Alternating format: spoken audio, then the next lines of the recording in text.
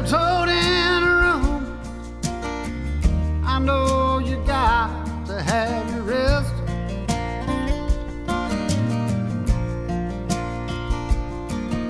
She says, come lay beside me. I've been waiting since you left.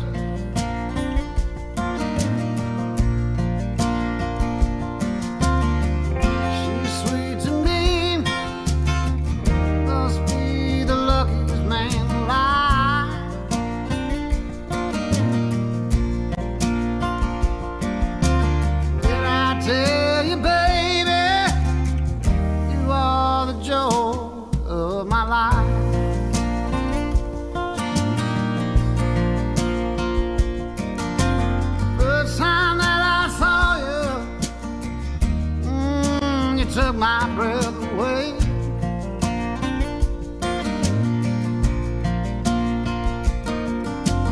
I might not get to heaven, but I walk with the angels that day.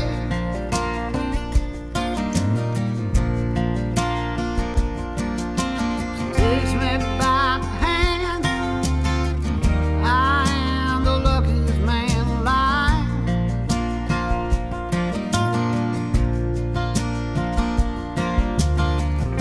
Tell you, baby, you are the joy of my life.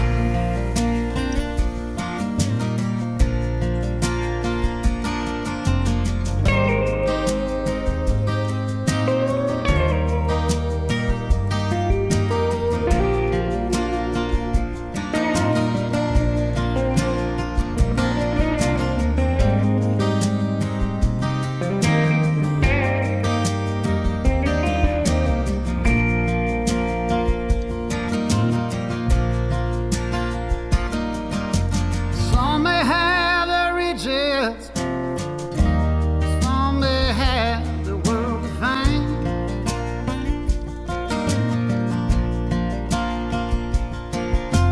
As long as I have you, I treasure each and every day.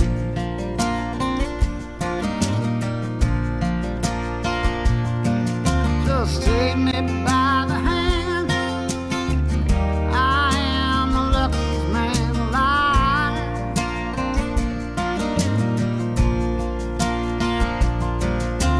Did I tell you, baby, you are the joy of my life?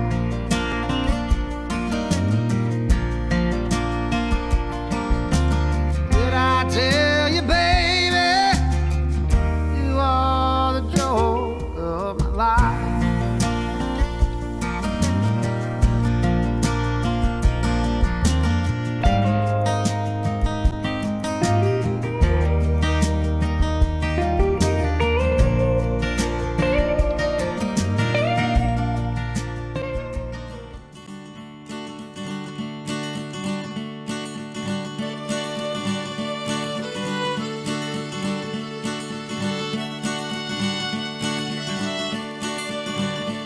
If I ever leave this world alive, well, thank you for the things you did in my life. If I ever leave this world alive, I'll come back down and sit beside your feet tonight. Wherever I am, you'll always be more than just a memory. If I ever leave this world alive,